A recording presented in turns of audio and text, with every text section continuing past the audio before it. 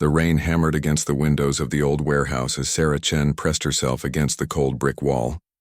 Her heart pounded so hard she was sure the soldiers searching for her could hear it. 3 days ago, she had been a respected journalist covering the civil unrest in the small Eastern European country of Moldavka.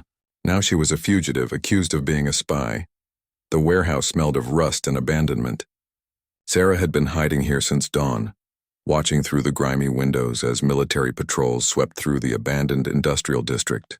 Her camera bag, containing evidence of war crimes she had witnessed, was clutched tightly against her chest.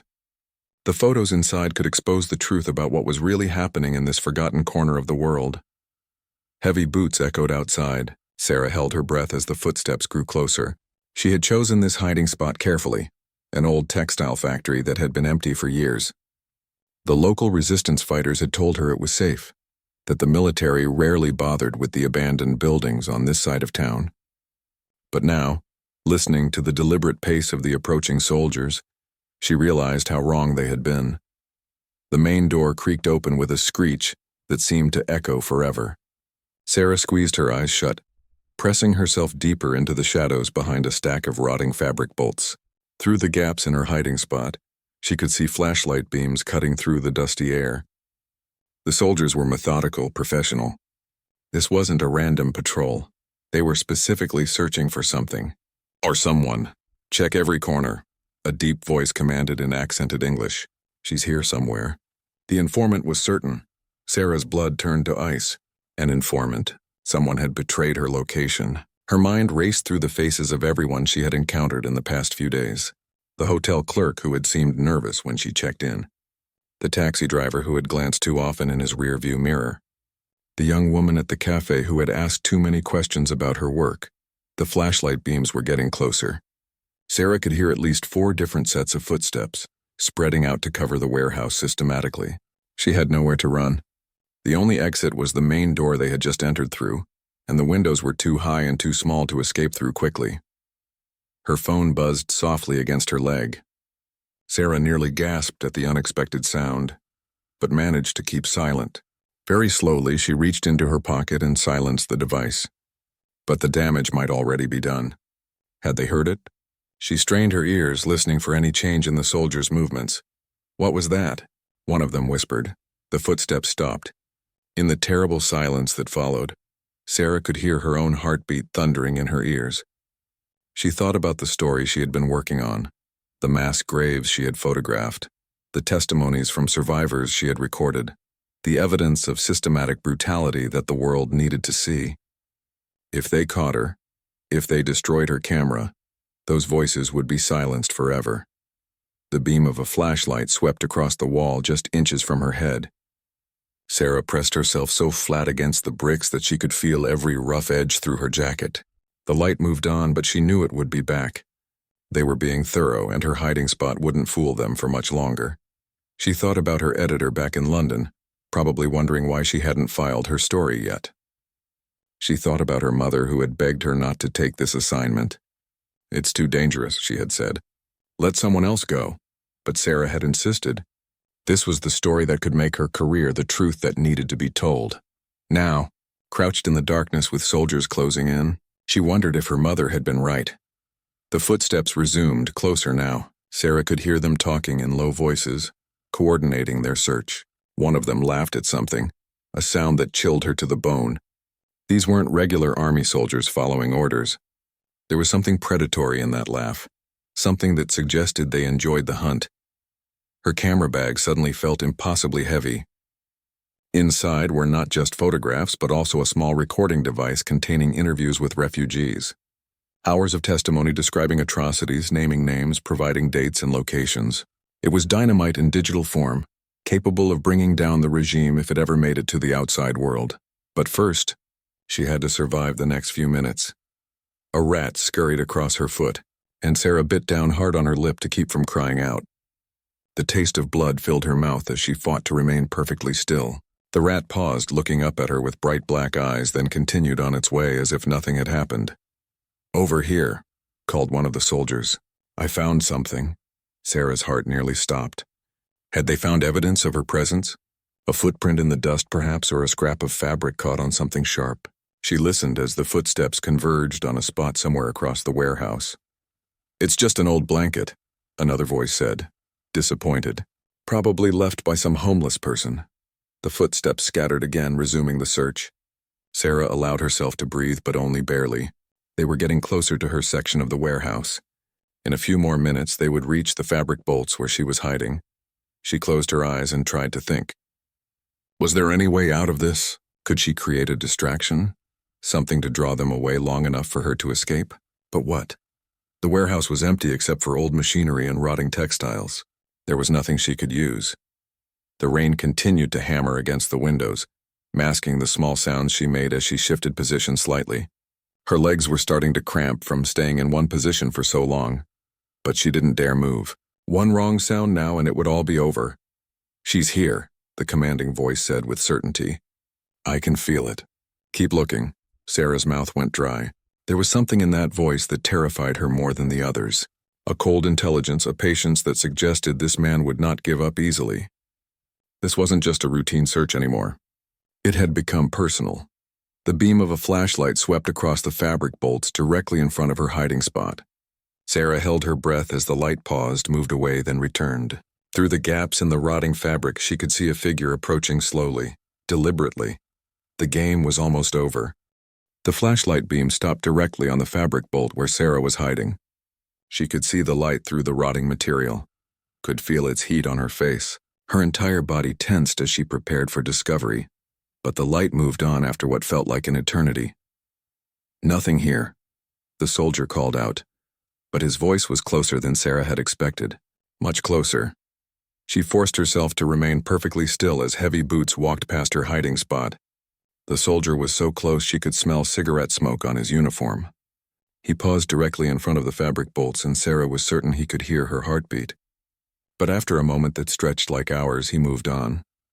The warehouse fell silent again except for the drumming rain.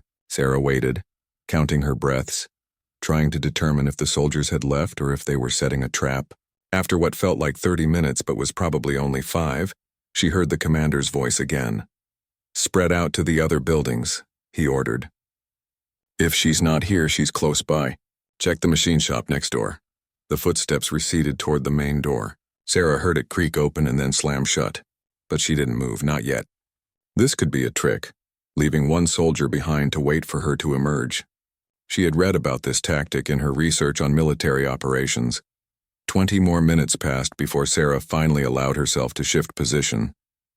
Her legs were completely numb and pins and needles shot through them as circulation returned. She listened carefully but heard nothing except the rain and the distant sound of traffic from the main road. Very slowly, she crept out from behind the fabric bolts. The warehouse was dark and appeared empty, but she stayed low, moving carefully from shadow to shadow.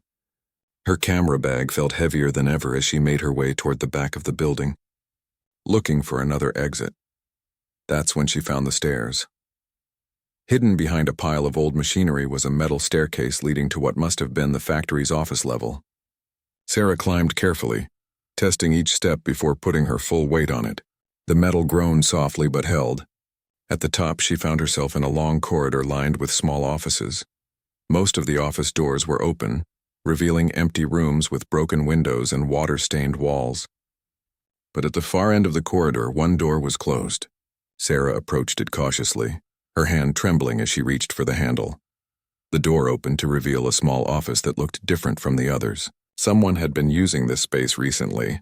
There was a sleeping bag in one corner, canned food stacked neatly on a makeshift shelf, and papers scattered across an old desk. Sarah stepped inside and immediately recognized what she was looking at. Maps. Detailed military maps of the region, marked with positions and movements. This wasn't just any hideout. This was a resistance safe house. "You shouldn't be here," a voice said behind her. Sarah spun around to find a young man standing in the doorway. He was thin and pale, with dark circles under his eyes, but he didn't look threatening. If anything, he looked more frightened than she felt. "I'm sorry," Sarah whispered. "I was hiding from soldiers. I didn't know anyone was here." The young man stepped into the room and closed the door quietly behind him. "You're the journalist," he said. It wasn't a question. "The one they're looking for?" Sarah nodded, unsure whether to trust him. "Are you resistance?" "My name is Alexei," he said, avoiding her question. You're in great danger. They know you have photographs. How do you know about the photographs? Alexei moved to the window and peered through a gap in the boards that covered it. Because I'm the one who was supposed to get them out of the country for you. But something went wrong. There's a leak in our organization. Sarah's mind raced. The resistance had been helping her, providing safe houses and transportation. But if there was an informant among them, nowhere was safe. Who leaked my location? She asked. We don't know yet, Alexei replied. But we suspect it's someone high up in our network. Someone with access to safe house locations and operation details. He turned from the window to face her. There's something else you need to know. The soldiers weren't just looking for you. They were looking for this place too. Someone told them about our operations center. As if to emphasize his point, the sound of vehicles approaching drifted through the boarded windows. Alexei's face went pale. They're coming back, he whispered. With more men? Sarah felt her stomach drop. Is there another way out? Yes, but it's dangerous. There's a tunnel system beneath the factory. It was built during the war to move supplies secretly, but parts of it have collapsed and it connects to the sewer system. It's not pleasant. The sound of car doors slamming echoed from outside. This time there were definitely more soldiers than before. Sarah could hear multiple vehicles and what sounded like radio chatter. We have to go now, Alexei said, already moving toward a filing cabinet in the corner. He pulled it aside to reveal a small door cut into the wall. Quickly, Sarah grabbed her camera bag and followed him through the opening. They emerged into a narrow space between the walls of the building. It was barely wide enough for one person, and Sarah had to turn sideways to move through it. Behind them, she could hear the soldiers entering the warehouse below. This time they weren't being quiet about it. Boots thundered across the concrete floor, and she heard the crash of equipment being thrown aside. Alexei led her to another opening, this one leading down into darkness. The tunnel starts here, he whispered. Stay close to me and don't make any noise. The acoustics down there carry sound much farther than you'd expect. They descended into blackness. Sarah couldn't see anything, but she could feel Alexei moving ahead of her.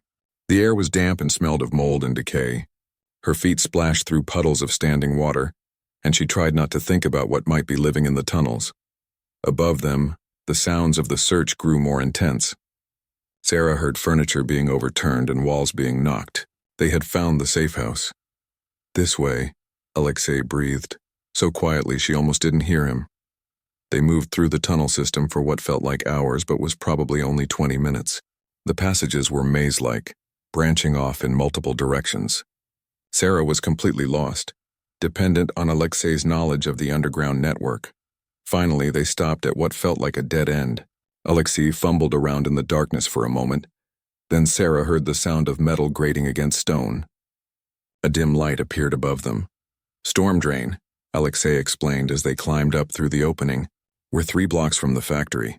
They emerged into a concrete drainage channel behind a row of abandoned shops. The rain had stopped, but the sky was still dark with clouds. Sarah looked back toward the warehouse district and saw lights moving through the buildings. The soldiers were conducting a building-by-building search. We can't stay here, Alexei said. They'll expand their search perimeter soon. Where can we go? Sarah asked. If there's a leak in your organization, how do we know who to trust? Alexei was quiet for a moment, considering. There's someone who might help us, but it means leaving the city entirely. Are you willing to do that? Sarah thought about her original plan to stay and gather more evidence. But with soldiers actively hunting her and the resistance compromised, that plan was no longer viable. What about the photos? She asked. Will I be able to get them out of the country? That's what we're going to find out, Alexei replied. But first we need to survive the next few hours. In the distance, Sarah could hear helicopters approaching. The helicopters circled overhead like mechanical vultures as Sarah and Alexei pressed themselves against the concrete wall of the drainage channel. The searchlights cut through the darkness, sweeping back and forth across the abandoned neighborhood. Sarah had never felt so exposed, so hunted. We need to move, Alexei whispered urgently. There's a car waiting 2 blocks from here, but we have to time this perfectly. Sarah clutched her camera bag tighter. Everything she had risked her life for was in that bag. The evidence that could expose the systematic atrocities being committed in this small country, photos of mass graves, documents stolen from military headquarters, recordings of survivor testimonies. It was all there, waiting to tell the world what was really happening. But first they had to escape. Alexei led her through a series of back alleys and abandoned lots, moving from shadow to shadow. The helicopters maintained their search pattern, but they seemed to be focusing on the warehouse district. For now at least, Sarah and Alexei were outside their immediate area of concern. They reached a small residential street lined with dark houses. Most of the windows were boarded up or broken. This part of the city had been largely abandoned when the conflict began 6 months ago. The few remaining residents kept their curtains drawn and their doors locked. There, Alexei pointed to a small blue sedan parked under a broken streetlight. "That's our ride." As they approached the car, a figure emerged from the driver's seat. It was a woman, probably in her 50s, with graying hair pulled back in a severe bun. She looked nervous but determined. "You're late," she said to Alexei in accented English. "We had complications," he replied. "Marina, this is Sarah, the journalist I told you about." Marina studied Sarah with sharp eyes. "You're smaller than I expected," she said. "Good. It will make hiding you easier." She opened the trunk of the car. "Get in," she told Sarah. Sarah hesitated. Getting into the trunk of a stranger's car felt like jumping from one trap into another, but the sound of approaching sirens made the decision for her. She climbed into the cramped space, pulling her camera bag close to her chest. "There's a blanket," Marina said. "Cover yourself completely. We're going through several checkpoints." The trunk closed with a dull thud, plunging Sarah into complete darkness. She heard the car doors slam as Alexei and Marina got in, then felt the engine start. The car began to move, and Sarah was thrown from side to side as they navigated the city streets. She tried to track their route by the sounds outside, but it was impossible. The car stopped and started frequently, sometimes idling for long periods. During these stops, Sarah could hear voices, checkpoint guards questioning Marina and Alexei. Her heart pounded each time, certain they would be discovered. At one checkpoint, the voices seemed particularly aggressive. Sarah heard boots walking around the car, and at one point, someone banged on the trunk just inches from her head. She held her breath and tried to make herself as small as possible under the blanket. "What's in the trunk?" a gruff voice demanded. "Supplies for my mother," Marina replied calmly. "She lives in the countryside. Food, medicine, that sort of thing. Open it." Sarah's blood turned to ice. This was it. They had been discovered. But then she heard Marina's voice again. Different this time. Flirtatious, almost playful. "Officer, surely you don't need to see an old woman's groceries. I have something much more interesting for you." There was a pause, then the sound of papers rustling. Money changing hands, Sarah realized. Marina was bribing the guard. "Move along," the guard said after a moment, "and drive carefully. There are dangerous people on the roads tonight." The car started moving again. Sarah allowed herself to breathe, but only barely. How many more checkpoints would they have to pass through? The answer, it turned out, was 3 more. Each time, Marina handled the guards with a combination of charm, small bribes, and carefully prepared cover stories. Sarah began to understand that this woman was a professional at this kind of operation. After what felt like hours but was probably only 45 minutes, the car finally stopped for good. Sarah heard the doors open and close, then footsteps approaching the trunk. "We're here," Marina said as she opened the trunk. "But stay down until we get you inside." Sarah climbed out stiffly, her muscles cramped from the long ride in the confined space. They were in what appeared to be a farmyard, surrounded by old wooden buildings. The sky was beginning to lighten with the first hints of dawn. "This way," Alexei said, leading her toward a large barn. Inside the barn, Sarah was surprised to find a sophisticated operation. Radio equipment, computers, maps covering the walls, and several people working at various tasks. This wasn't just a safe house, it was a command center. An older man approached them. He was tall and lean, with silver hair and eyes that seemed to take in everything at once. Sarah recognized the bearing immediately. This man had been a soldier once, probably an officer.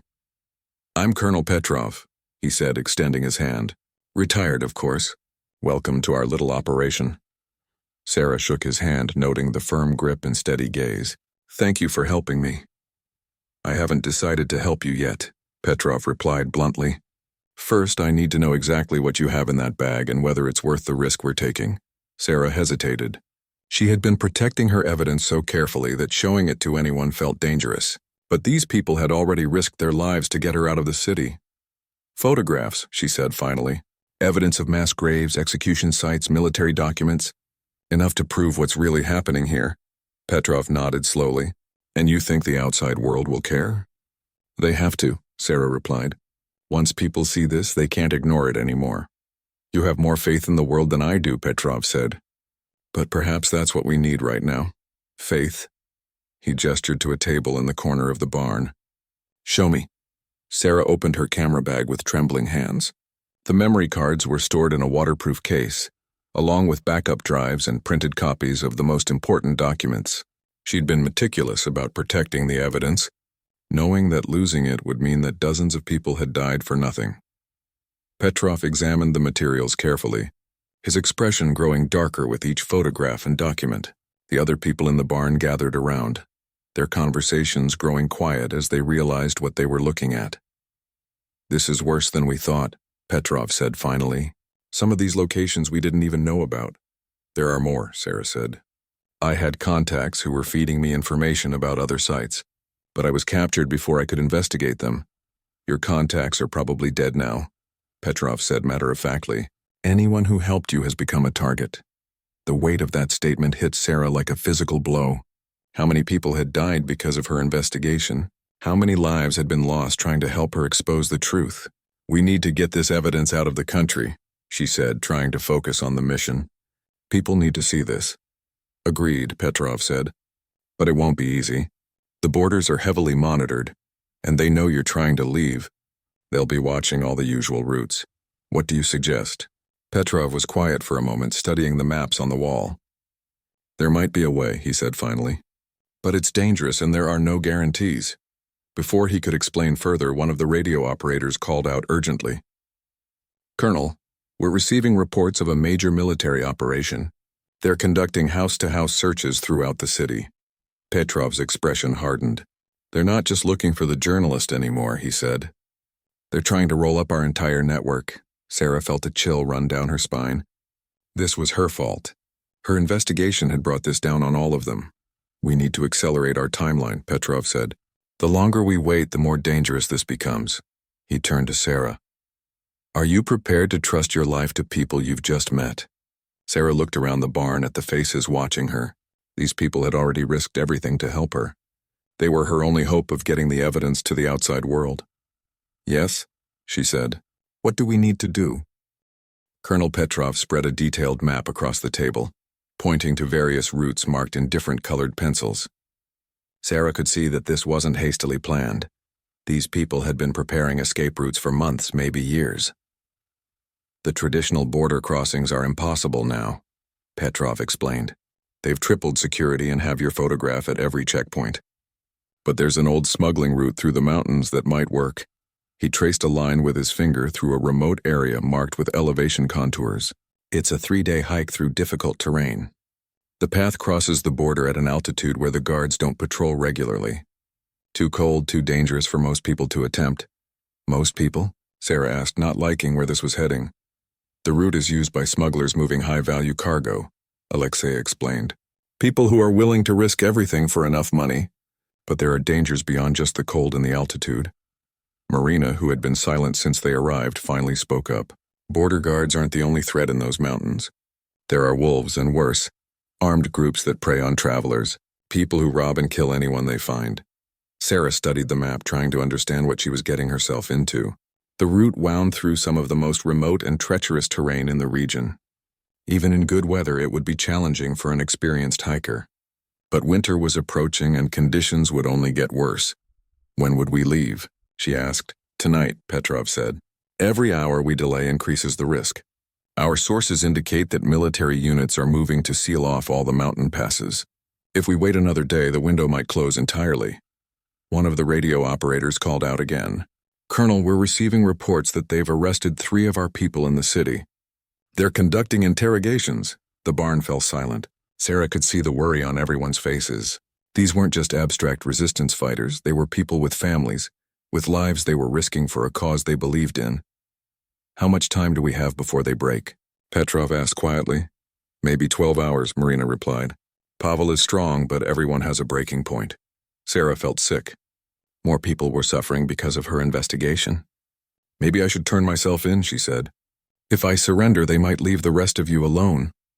No, Petrov said firmly. If you surrender now, everything we've risked will be for nothing. Those people died to get this evidence out. You owe it to them to finish what they started. He was right, but that didn't make Sarah feel any better about the situation. She thought about the survivors she had interviewed, the families who had trusted her with their stories. They had risked their lives to speak to her, believing that the world would listen if only someone could tell their story properly. What do I need to know about this mountain route? She asked, pushing aside her guilt and focusing on the mission. You won't be going alone, Petrov said. Elena will guide you. He gestured toward a young woman who had been working at one of the computer terminals. She's made this crossing before. Elena looked up from her work. She was perhaps 25, with short dark hair and the kind of lean build that suggested she spent a lot of time outdoors. Her eyes were hard, giving her an appearance of someone who had seen too much for her age. When? Elena asked simply. Tonight. You'll need to move fast. 3 days maximum to reach the other side. Elena nodded and returned to her computer. Sarah got the impression that this woman didn't waste words on unnecessary conversation. What about equipment? Sarah asked. I don't have proper gear for mountain hiking. We'll provide what you need, Marina said. Warm clothes, boots, sleeping gear. But pack light. Every extra ounce will slow you down. Petrov pulled Sarah aside. There's something else you need to understand, he said quietly. This route is dangerous enough under normal circumstances, but with military units actively searching for you, the risks are much higher. If you're captured in the mountains, we won't be able to help you. I understand, Sarah said. Do you? Petrov's eyes were serious. Because once you start up that mountain, you're completely on your own. No backup, no rescue, no second chances. If something goes wrong, you die up there. Sarah nodded, though the full weight of what he was saying hadn't really sunk in yet. She was a journalist, not a mountain climber. Her idea of outdoor adventure was walking through Central Park. But what choice did she have? The rest of the day passed in a blur of preparation. Marina gathered winter clothing from various sources, a heavy jacket that was slightly too big, insulated boots that were slightly too small, thermal underwear that smelled like it had been stored in mothballs for years. None of it was ideal, but it would have to do. Elena spent time going over the route with Sarah, pointing out landmarks and explaining the timing for each section of the journey. The plan was to cross the border at night during the second day, when visibility would be poor but the cold less intense than in the early morning hours. Stay close to me at all times, Elena instructed. The path isn't always clear, especially in snow. If you lose the trail in the mountains, you can wander for days without finding it again. How many times have you made this crossing? Sarah asked. 7, Elena replied. Lost 2 people on different trips. One fell into a ravine during a storm. The other was shot by border guards when we encountered a patrol we didn't expect. Sarah's stomach tightened. What happened to you when your partner was shot? I kept going, Elena said matter-of-factly, because that's what she would have wanted. The mission comes first. As evening approached, Sarah found herself thinking about her life back in London. Her apartment with its view of the Thames, her comfortable routine of coffee shops and press conferences, the assumption that tomorrow would always come. That world seemed impossibly far away now. She checked her camera equipment one more time, making sure the memory cards were secure and the backup drives were properly sealed. This evidence was more important than her life. She had accepted that fact days ago. But now, preparing to risk everything on a dangerous mountain crossing, the reality of that decision was becoming clear. It's time, Petrov announced as darkness fell outside the barn. Sarah shouldered her pack, which felt impossibly heavy despite their efforts to keep it light. Elena did a final check of their gear and nodded her approval. Remember, Petrov said as they prepared to leave, trust your guide completely. Elena knows these mountains better than anyone alive. If she tells you to do something, don't question it, just do it. Sarah and Elena stepped out into the cold night air. The temperature had dropped significantly since sunset, and Sarah could see her breath forming clouds in the darkness. Above them, the stars were brilliant in the clear sky. Beautiful night for a hike, Elena said, with what might have been sarcasm.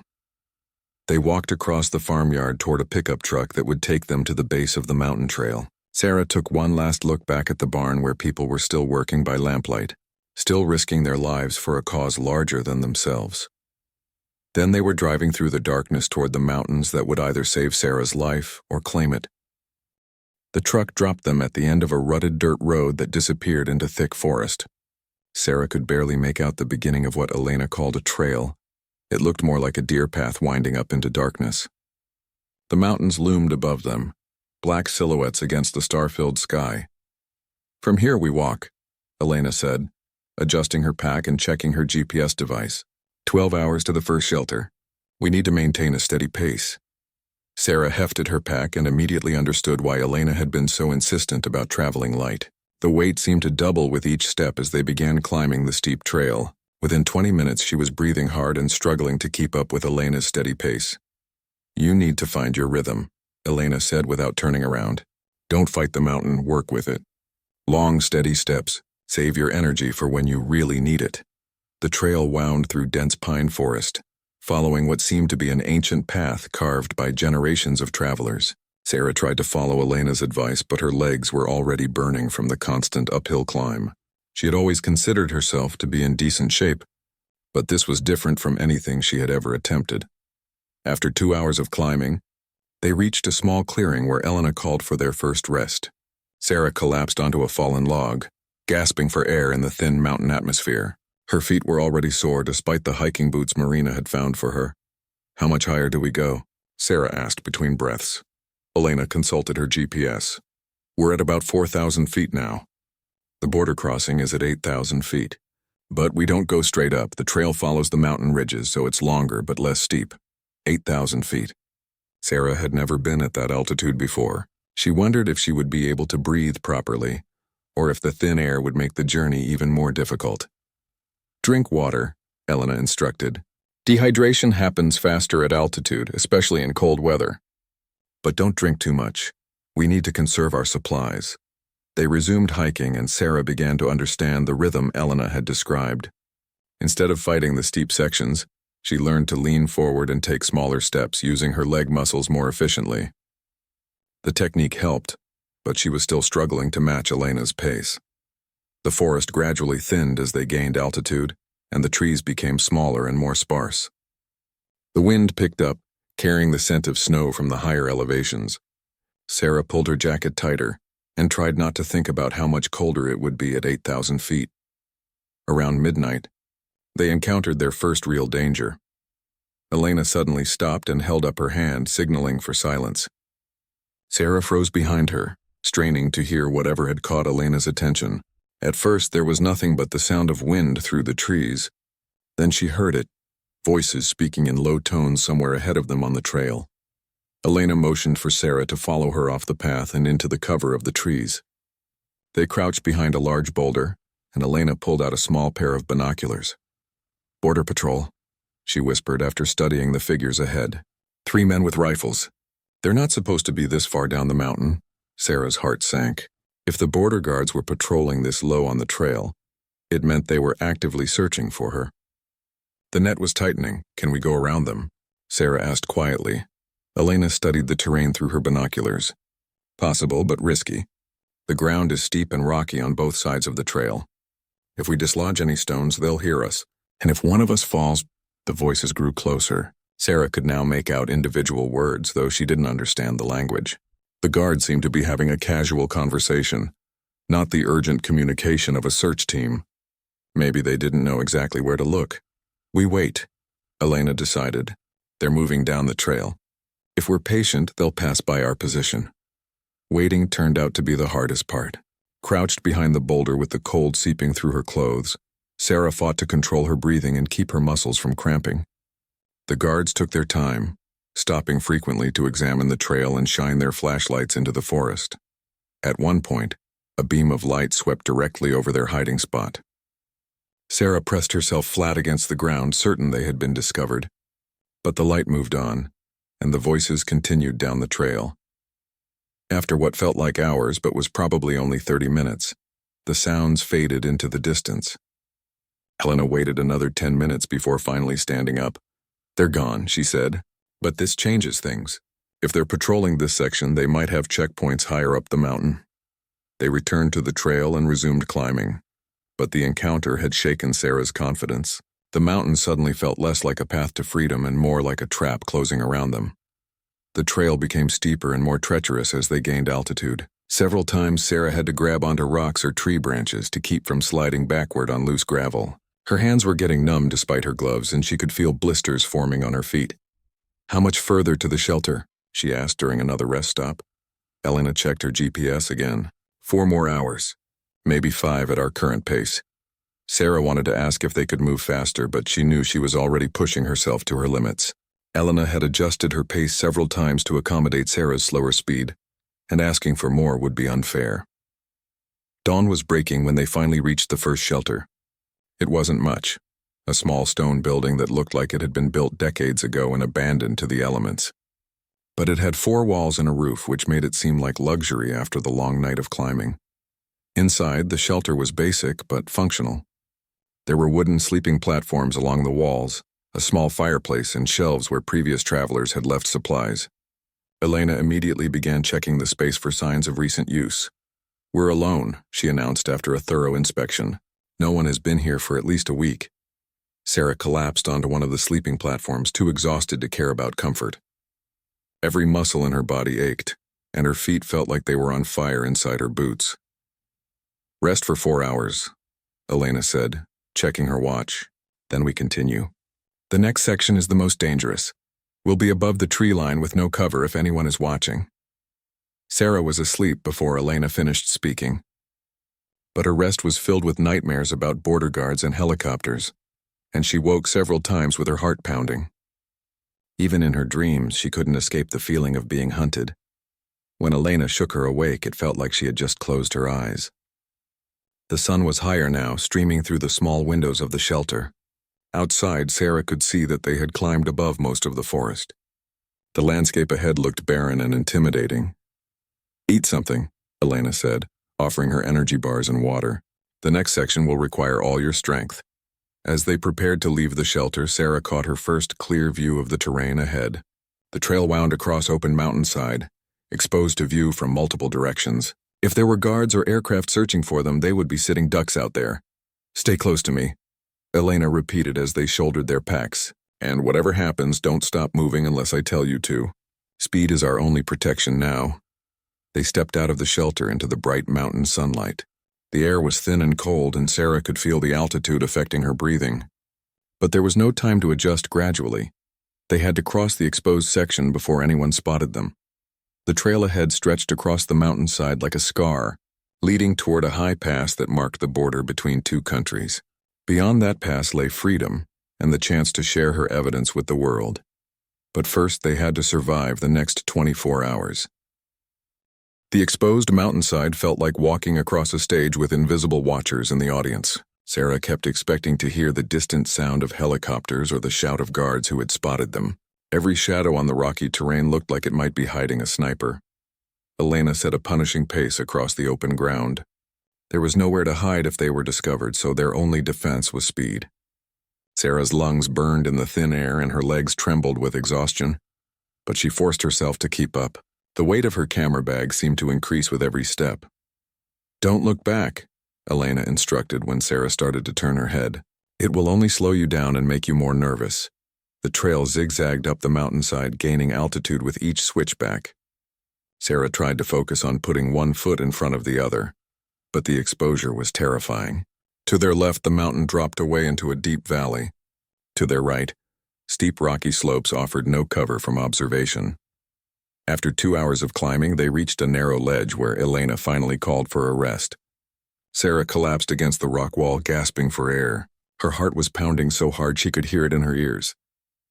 "Halfway across," Elena announced, studying the terrain ahead through her binoculars. "The worst part is coming up. A section where the trail follows an exposed ridge for about a mile. If anyone is watching, that's where they'll spot us." Sarah looked at the ridge Elena was pointing to. It was a narrow strip of rock connecting 2 peaks with steep drops on both sides. The trail looked like a tightrope stretched across empty space. "Is there any other way?" Sarah asked, though she already knew the answer. "Not unless you want to add 3 days to the journey and risk getting caught in a snowstorm," Elena replied. "The weather report shows a major storm system moving in. If we don't cross tonight, we might be trapped up here for a week."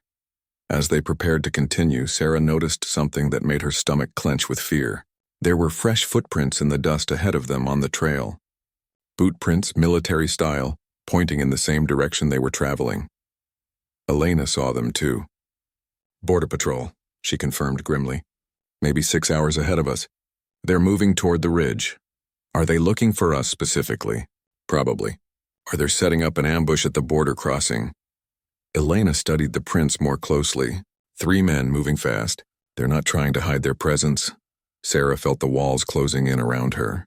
Border guards ahead, military units behind, and nowhere to run except up a narrow mountain ridge with no cover. The smart thing would be to turn back, but turning back meant abandoning everything she had risked her life for. "We continue," she said, surprising herself with the firmness in her voice. "Those people who died to get me this evidence, I can't let their sacrifice be meaningless." Elena nodded approvingly. "Good, but we need to be smarter about this. If there are guards on the ridge, we'll need to cross at night. That means finding a place to hide until dark." They searched the area and found a small cave formed by fallen boulders. It wasn't comfortable, but it offered concealment from both air and ground observation. They settled in to wait for nightfall, trying to conserve their energy for what promised to be the most dangerous part of the journey. As the hours passed, Sarah found herself thinking about the story that had brought her here. She had started this investigation following rumors of mass graves, thinking she was chasing a relatively straightforward story about war crimes. But what she had uncovered was much worse. Evidence of systematic genocide being covered up by the international community. The photographs in her bag showed not just individual atrocities, but a coordinated campaign to eliminate entire populations. Villages wiped off the map, families disappeared, children murdered for the crime of belonging to the wrong ethnic group. It was the kind of story that could change how the world viewed this conflict, but only if she survived to tell it. As darkness fell, Elena began preparing for the ridge crossing. She checked and rechecked their equipment, programmed waypoints into her GPS, and reviewed the route one more time. "Listen carefully," she said. "The ridge is narrow, maybe 6 feet wide in most places. The trail is clear, but if you step off it in the dark, you'll fall 1,000 feet. Stay directly behind me and step exactly where I step." They emerged from their hiding place into a cold, clear night. The stars were brilliant overhead, but there was no moon, which was both good and bad. Good because it would make them harder to spot. Bad because it would make the crossing more treacherous. The climb to the ridge took 2 hours. As they gained altitude, the temperature dropped steadily. Sarah's water bottles began to freeze, and she could feel ice forming in her beard around her mouth, where her breath condensed. When they finally reached the beginning of the ridge, Sarah understood why Elena had been so concerned. The trail was indeed narrow, with steep drops on both sides disappearing into darkness. In daylight, it would have been terrifying. In the dark, it was nightmare material. "Take your time," Elena whispered. "Better to go slow and live than hurry and die." They began the crossing step by careful step. Sarah kept her eyes fixed on Elena's back, resisting the urge to look down into the abyss on either side. The wind was stronger up here, tugging at their clothes and threatening to throw them off balance. Halfway across the ridge, Elena suddenly stopped and signaled for silence. Sarah froze, afraid to even breathe. In the distance, she could see lights moving along the trail ahead of them. The border guards Elena had spotted were setting up some kind of checkpoint at the crossing point. "There's a problem," Elena whispered.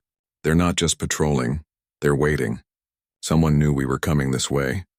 The implications hit Sarah like a physical blow. The resistance network had been compromised more deeply than anyone had realized. Someone high up in the organization was feeding information to the military. "What do we do?" Sarah asked. Elena studied the lights through her binoculars. "There are 3 guards at the main crossing point. But there might be another way. A smuggler's route that branches off from the main trail about half a mile ahead. It's more dangerous, but it might not be watched." They continued along the ridge, moving even more carefully now that they knew enemies were ahead. The wind was picking up, and Sarah could feel snow beginning to fall. The storm Elena had mentioned was arriving ahead of schedule. When they reached the point where the smuggler's trail branched off, Sarah could barely see it. It looked more like a crack in the rocks than an actual path, but Elena didn't hesitate. "This way," she said. "And Sarah, if something happens to me, keep following this trail downhill. It leads to a village on the other side of the border. Find someone named Thomas at the inn. He'll help you." They left the main trail and began descending the smuggler's route just as the snow began falling in earnest. Behind them, Sarah could see the lights of the border guards still waiting at the crossing point. But ahead lay unknown dangers, and a descent through treacherous terrain in a blizzard that threatened to bury them both. The blizzard hit with savage intensity just as they left the main trail. Within minutes, the world disappeared behind a wall of driving snow. Sarah could barely see Elena's figure ahead of her, even though they were connected by a safety rope Elena had insisted on using for this section. The smuggler's trail was treacherous even in good weather. In a blizzard, it became a death trap. The path wound down the mountainside through a series of narrow ledges and steep switchbacks. One wrong step would send them plummeting into the darkness below. "Stay on the rope," Elena shouted over the howling wind. "Don't try to catch up, just follow where it leads." Sarah's world narrowed to the rope in her hands and the few feet of trail visible in front of her. The snow was accumulating quickly, making the rocky surface slippery and hiding obstacles.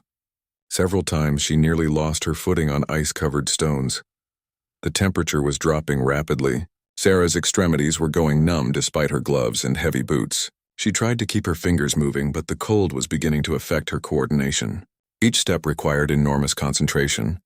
After what felt like hours of descending through the storm, Elena suddenly stopped. Sarah nearly collided with her as she struggled to halt on the slippery trail. "Problem," Elena shouted over the wind. "The trail splits here, and I can't see the markers in this snow. If we take the wrong path, we could end up on a dead-end ledge." Sarah peered ahead but could see nothing except swirling snow. The decision Elena had to make was literally life and death. Choose correctly, and they would continue toward safety. Choose wrong, and they could be trapped on the mountain when the cold became lethal. Elena pulled out her GPS device, but the screen was foggy and difficult to read. She wiped it clean and studied the display, comparing their position to the route she had memorized. Left, she decided. The left path should take us down to the tree line. They resumed their descent, but Sarah could tell Elena wasn't entirely confident in her choice. The guide was moving more slowly, testing each step carefully and frequently checking the GPS. The snow continued to fall heavily, and Sarah realized they were in serious danger of becoming lost. If they wandered off the trail in these conditions, they could freeze to death before morning. The temperature was well below freezing, and their clothing, while adequate for normal mountain hiking, wasn't designed for a blizzard. Suddenly, the rope went slack. Sarah stopped immediately, confused. Why had Elena stopped moving? She called out, but her voice was swallowed by the wind. Very carefully, she began moving forward along the rope. What she found terrified her. The rope ended at a rocky outcrop, but Elena was nowhere to be seen. Sarah's mind raced with horrible possibilities. Had Elena fallen? Been swept away by an avalanche? Or had something worse happened? "Elena!" Sarah screamed into the storm, but there was no response. She followed the rope to its end and found it had been cut. Not frayed or broken by accident, cleanly severed with a knife. Someone had deliberately separated them. But who and where was Elena? Standing alone on the mountain in a blizzard, Sarah faced the most terrifying moment of her life. She was lost with no guide, no clear trail to follow, and a storm that could kill her within hours. The smart thing to do would be to find shelter and wait for the storm to pass. But she had no idea how long that might take. Then she heard voices. Through the wind and snow, Sarah could make out men talking in low tones somewhere nearby. She couldn't see them, but they sounded close. Too close for comfort. She pressed herself against a rock face and tried to listen. The voices were speaking the local language, but she caught a few words in English. American journalist. Photographs. Orders are to bring her back alive.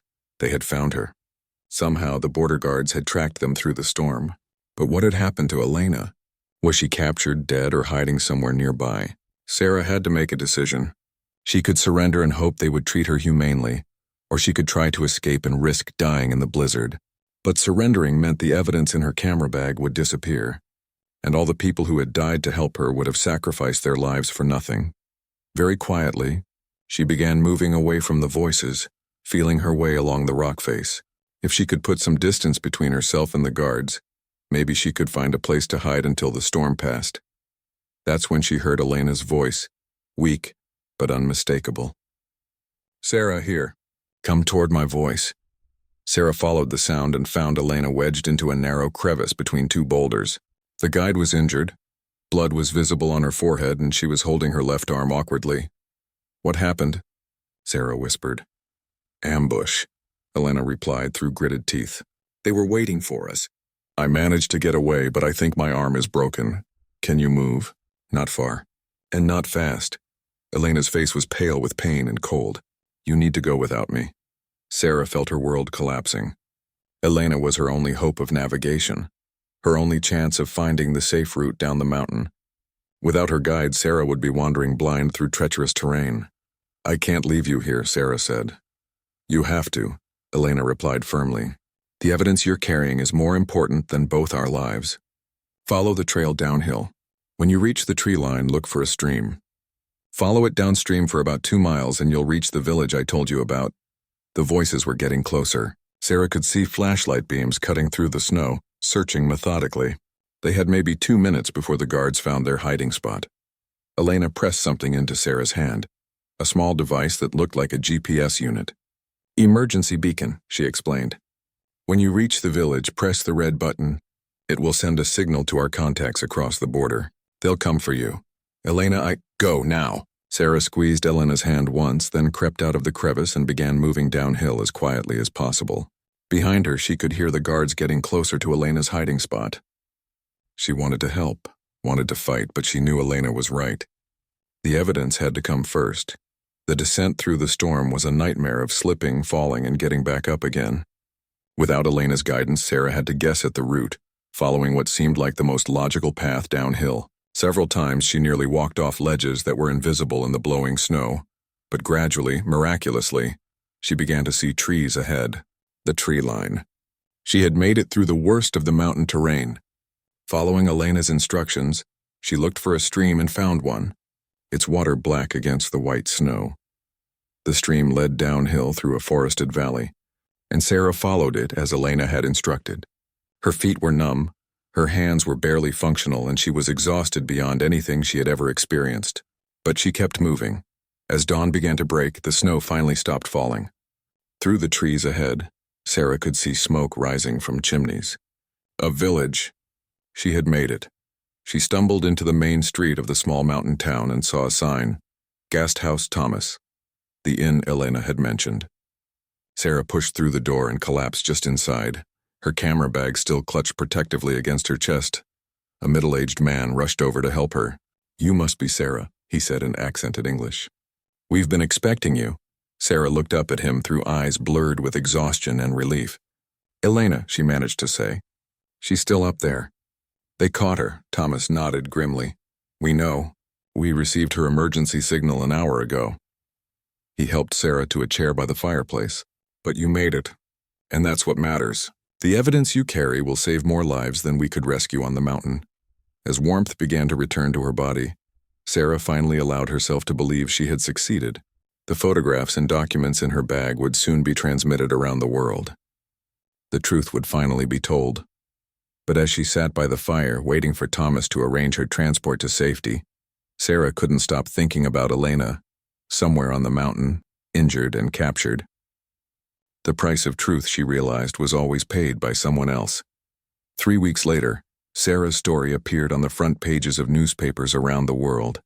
The evidence she had carried across the mountains led to international intervention and ultimately helped end the conflict.